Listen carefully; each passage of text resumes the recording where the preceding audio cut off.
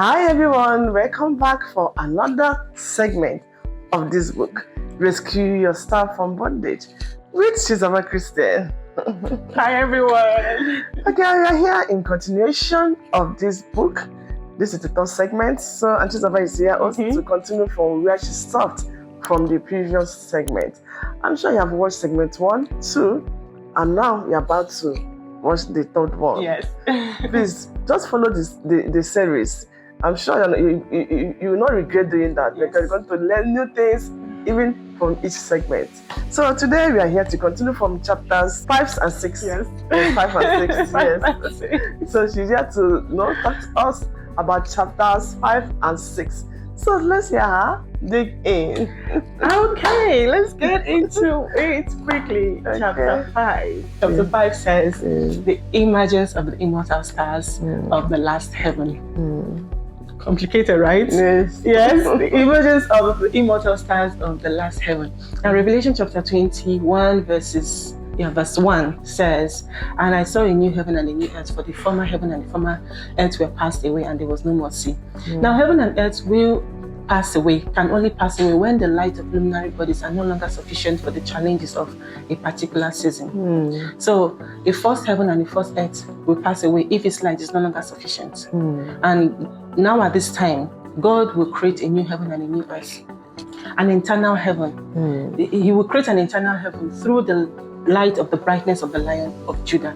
And then this eternal heaven will create an eternal earth where there will be no more death. This is why the capital assignment of all immortal stars of this time, that's the emergence of that immortal star. The capital assignment of all immortal stars of this time is to harvest a light, to produce, to generate the light that can conquer death. Yes. It doesn't matter where you're rising from.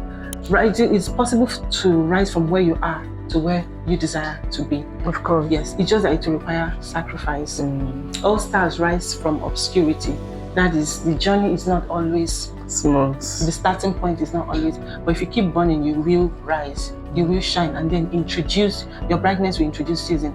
So the sun does not, when the sun burns, it doesn't fight with darkness. It just keeps burning, and then its light dispels darkness. Yes. So that means the sun stays in pain to exterminate darkness. So it doesn't matter what you're going through. It doesn't matter your starting point. Every situation you're going through has its advantage. So you're expected to stand on this advantage to rise. Yes. The all eagles, or I'll say again, all stars rise from obscurity. It's just like an eagle. When an eagle wants to soar to altitude, it meets storm. And mind you, it's not all eagles that are masters of every kind of storm. Some eagles are not masters of every storm. But when the storm threatens these other ones that are masters of all kinds of storm, they even take advantage of the storm to soar to higher. Yeah. Exactly. So life is not about your problems. It's about your determination to win, to keep shining. Yes, to keep soaring. Because the truth is, the moment you aim for altitude, you will meet storm.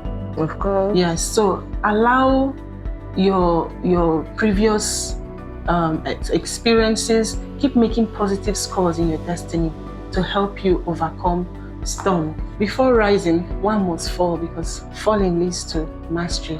Falling is an experiential part of proper growth. Before a child masters walking, the child will fall several times. So it doesn't matter how low you've fallen, or it doesn't matter how perfect you think you are. There are things you must learn through falling. But the falling, no matter how low it doesn't matter how low you've fallen. You need to rise What up. you need to do is, get up, dust yourself, and keep pressing on. If an opportunity eludes you, look for another. This, however, does not mean wandering around as some people interpret it to be. No. It is, you can get to a place where you can attract all you need. That is, even when something fails, you keep staying with yourself to attract, to command it. So if one door doesn't open, you keep staying, you keep hitting. It must open. Yes, it must open. Or until what you actually need is attracted to you. So all luminary bodies don't move. They only spin in their axis, but they don't relocate. They don't leave their axis. Like I said about the planet orbits the sun.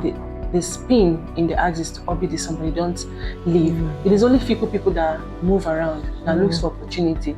That is, however, the difference between ordinary people and gods. Gods accept their destiny and rule from their place, but ordinary people always look for opportunities. Moving on to chapter 6, 5 and 6. Chapter 6 says, understanding the importance of being priestly at this time. This is a good one. The earth has been committed to earth keepers. Because the earth can fall sick. God strives to heal it. The earth can fall sick. God often strives to heal the earth because the earth can fall sick. The earth can also die. I mean, the earth is falling. It's a falling sphere.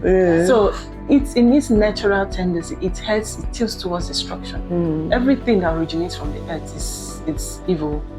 Virtually everything, because it's a falling sphere. The evils happening, the natural disasters, well, if it's allowed to continue, it's inevitably heading the earth, leading the earth towards destruction. So to prevent the earth from dying, God commits the earth into the hands of earth keepers. They are called priests. Yes. These are head keepers. Yes. Before God gives a man an important place or any place on earth, he must commit the man into the hands of priests. Priests, there's a difference between a man of God and a priest who always burns candles. Priests, all rulers of the earth, all great people of the earth, whether merchants or rulers, are committed into the hands of priests. Because priests are the only ones who can harvest the earth and bless men. They are different from just pastoral duties. These are the people who have power to burn candles, to command the earth to bless men. The capital job of Adam in Eden was to dress and keep Eden, was to dress and keep the garden. That was a priestly duty. If you're a father, you are the priest of your family. So you're meant to dress and cultivate everyone, to dress and keep everyone. But people often find it difficult to cultivate and dress what has been committed into their hands. Even to train their children are usually difficult for them. But training of children is part of cultivating the earth. The Bible in Isaiah chapter 62 verses 6 and 7 says,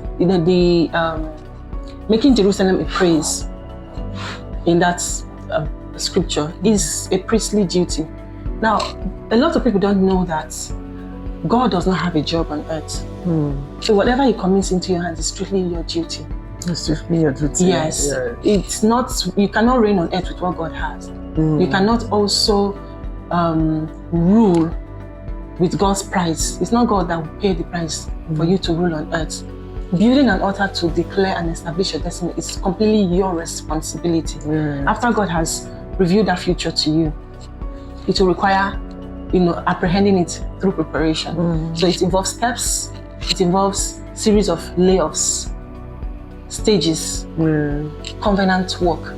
That raising that altar of covenant or sacrifice is your duty, because like I said, it requires a series of layoffs, things to exchange at each point and stages of your life. After God made a promise to Abraham raised an altar of promise to harvest that promise. That was a way of showing his responsibility to harvest the promise, because God stops him giving it. It's man's duty to harvest it. This is why you cannot separate a throne from its altar. Thrones and altars are inseparable, because rising to the top is not committed to sweat. Not committed to sweat. Yes, I don't mean just stumbling into wealth. No. Relevance is not committed to sweat. It is strictly by ordination, and that is a priestly duty. So destinies must be interpreted from an altar. Nothing happens on earth until priests take up the responsibility for it. Even God will wait until men provide for him what he will use to reign and rule on earth. This is the privilege a man has, and then a priest has. So priests cultivates the earth, and then raise other servants as like kings also. So both kings and priests are servants of the earth, and they are both established from the fire of the altar. This is the time of the manifestation of priestly altars, because the earth is ripe for harvest. And if we don't take charge as believers, unbelievers will continue to control the earth and do evil against believers. The Bible in Acts chapter 8 from verse 9 says that Simon the sorcerer kept the land of Samaria under bewitchment. That means he's a priest. He was a priest. It's not possible for a man who does not have understanding of priestly duty to keep a land down. So, because God does not live on earth, Simon used sorcery like other evil priests to function for God in the negative. The consequences is that such people shut the heaven out, shut the earth out against God, and the evil, it falls on us. Believers feel so that's why we should raise priestly altars to take charge because the earth is ripe for harvest. It's also a place of battle. Remember, I have said that. So don't trifle with anybody who has the understanding to command the earth. Such a person should not be trifled with. Now also, if you're not a priest, you should have a priest that you submit to, and then go to the altar to make demand. Don't just go to any altar to look for treasures. If you want help, go to the altar where you have kept something. If God gave up Jesus for gain, to establish his spiritual kingdom, to gain the church, he will not give a man anything important to him without the price. Yes. Don't do that. So the moment you touch something important to God, you have to declare the altar of your consecration. Nobody can touch anything important to God without declaring the altar of his consecration. This is why it is very important for one to know what to do with his life and time. So know the altar where your destiny is tied and keep making right investments. Because when you need to make demands on your life, it will give it back to you. Such people cannot be frustrated. Frustration does not mean lacking material things. It is just the wrong investment of life, because life runs by the minutes. So if it is wasted today, gone, it's wasted, it is gone forever. It cannot be recovered.